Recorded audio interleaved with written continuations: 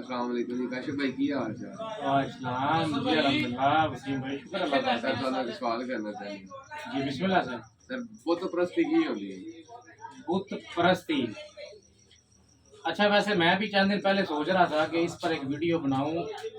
اصل میں یہ جو موضوع آپ نے مجھے دے دیا نا بت پرستی، اس پہ دور حاضر کے اندر آپ جتنی بھی گفتگو کر لیں اتنی کم ہے، ٹھیک ہے۔ سب سے پہلے تو آپ سمجھنے کی یہ کوشش کریں کہ بت پرستی ہے کیا۔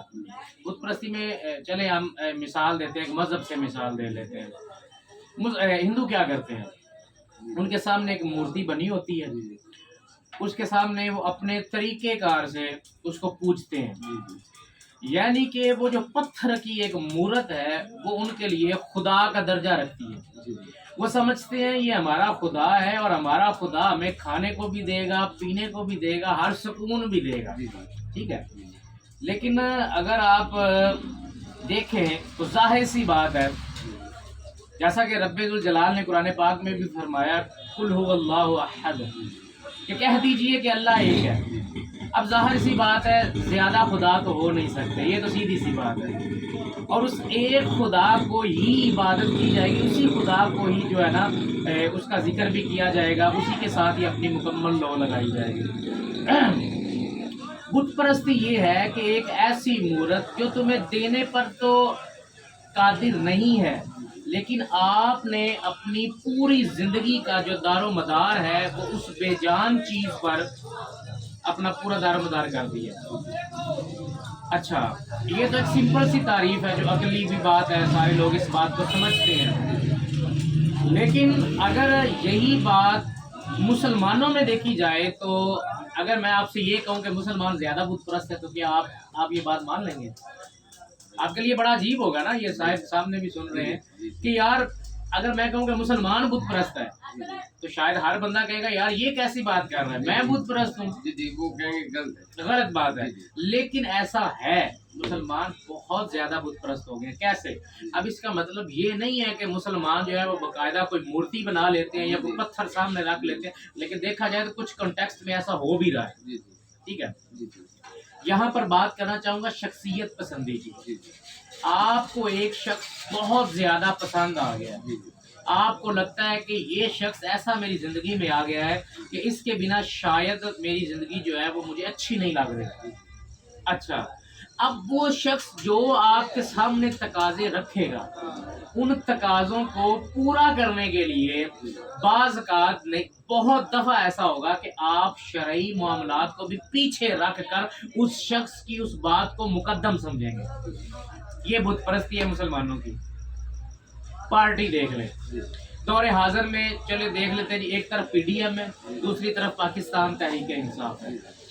اگر ایک شخص پاکستان تحریک انصاف کے چیئرمین عمران خان صاحب کو اپنا سب کچھ سمجھ لے کہ یہ بندہ جو کہتا ہے وہ سچ کہتا ہے، اگر اس کو کوئی بات کرے گا میرا اس سے کوئی رشتہ نہیں رہے گا، اگر میری امی بات کرے گی تو وہ میری ماں بھی نہیں رہے گی، اگر میرے ابو مجھے اس کے خلاف کریں گے وہ میرا باپ بھی نہیں رہے گا، یہ ہے شخصیت پسندی، جو کہ اپنے آپ میں ایک بت پرستی ہوتی ہے۔ اگر کوئی شخص سمجھے کہ میرا فلاں لیڈر جو ہے وہ بڑا چہیتا ہے، میری نون لیگ بڑی چہیتی ہے، جیسے اکثر میں سوشل میڈیا پہ پوسٹ وغیرہ دیکھتا رہتا ہوں کہ لیڈر فار لائف، کہ ہمیشہ کے لیے لیڈر، ٹھیک ہے وہ آپ کی ایک انفرادی سوچ ہے۔ میں نے اس میں ایک تھوڑا سا ایک چھوٹا سا رکھا ہوا ہے، ایک پروگرام بنایا تھا میں نے کہ انفرادیت اور اجتماعیت، انفرادی سوچ ہے وہ آپ کی۔ ایسا نہیں ہے کہ اگر آپ کسی لیڈر کو اپنا سمجھتے ہیں کہ جب تک میں زندہ ہوں میرا یہی لیڈر رہے گا، میری یہی پارٹی رہے گی۔ شخصیت پسندی بھی بت پرستی، پارٹی پرستی بھی بت پرستی۔ جب آپ اپنی حدود و قیوم کو کھلام کر جائیں گے، چاہے وہ کوئی شخص ہے، چاہے وہ کوئی بے جان چیز ہے، چاہے وہ کسی آپ کے پسندیدہ شخص کا کوئی حکم نامہ ہے، تو وہ آپ کے لیے بت پرستی ہی ہوگی، ٹھیک ہے۔ اب دیکھیں اللہ عز و جل نے سیدھا ہمارے لیے معاملات رکھ دیے ہیں۔ اب کیا آپ اس بات سے انکار کرتے ہیں کہ اللہ ہمیشہ موجود ہے، یا کبھی اس بات سے انکار ہوا ہے کہ کبھی کبھی اللہ ہوتا ہے کبھی کبھی اللہ نہیں ہوتا؟ معاذ اللہ ایسا بھی نہیں ہے، اللہ موجود ہے، موجود رہے گا اور موجود تھا۔ اب اللہ کو بھی ماننا پڑے گا، جب اللہ کو ماننا پڑے گا تو پھر ایک اللہ پیمانہ رکھتا ہے اللہ کو ماننے کا، وہ کہتا ہے مجھے ماننا ہے نا، میرے پاس ایک پیمانہ ہے، وہ کیا ہے؟ باتی اللہ باتی رسول، کہ میری اطاعت تبھی ہونی ہے جب میرے رسول کی ہونی ہے۔ بالکل سر، بالکل۔ اچھا جب محبوب خدا کی اطاعت کی بات آتی ہے تو محبوب خود فرما دیتے ہیں کہ بھائی ٹھیک ہے، ظاہر سی بات ہے اللہ کے رسول ہیں ہمارے لیے تو وہی سب کچھ ہے، وہی ان کی بات ہی سب کچھ ہے۔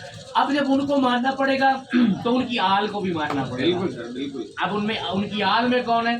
علی شیر خدا ہے، سیدہ کائنات ہیں، حسنین کریمین ہیں، اور پھر تا قیامت تک جتنے سادات ہوں گے وہ موجود ہیں، میرے نبی کے صحابہ موجود ہیں، ٹھیک ہے۔ پھر آگے سلسلہ چلتا جاتا ہے اور اولیاء تک پہنچتا ہے، اور اولیاء کے بارے میں تو اللہ نے واضح فرما دیا نا قرآن پاک میں، یہ زمین پر میرے امیر ہیں۔ بالکل۔ اچھا اب چلیں کسی روحانی شخصیت کی بھی بات کر لیتے ہیں۔ روحانی شخصیت کو اس وجہ سے ماننا کہ یہ میری ہر حاجت کو پوری کرے گا، میں ایک بار ان سے عرض کروں یہ انگلی گھمائے اور یہ دنیا کی طرف اتر کر کے رکھ دیں تو بھی یہ غلط ہے۔ اگر آپ کسی روحانی شخصیت کے پاس اس وجہ سے جاتے ہیں کہ مجھے اللہ سے قریب، پھر قریب تر اور پھر قریب ترین کر دے، تو یہ بت پرستی نہیں ہوگی۔ اگر آپ ان سے اپنی دنیاوی خواہشات کی تکمیل کے لیے ان کی قربت اختیار کرتے ہیں تو پھر چاہے وہ ولی کامل بھی ہوگا تو یہ بھی چیز آپ کے لیے بت پرستی کے زمرے میں آئے گی۔ دنیاوی معاملات میں کسی کی قربت اختیار کرنا یا کسی کو پسند کرنا یہ بت پرستی ہے، یہ دور حاضر کی بت پرستی ہے۔ آج ہر شخص جو ہے مجھ سمیت، میں اپنے آپ کو سب سے پہلے رکھ لیتا ہوں، چلے مجھ سمیت ہر شخص کی یہی کوشش ہوتی ہے کہ جس سے ہمیں دنیاوی فائدہ ملتا ہے ہم اس کی ٹی سی بھی کرتے ہیں، ہم سمجھتے ہیں یار یہی سب کچھ ہے ہمارے لیے، تو یہ شخصیت پسندی ہے اور یہ شخصیت پسندی بت پرستی ہے۔ ایسی بت پرستی سے اللہ ہمیں محفوظ فرمائے۔ اور جی کچھ میرے لیے شکریہ۔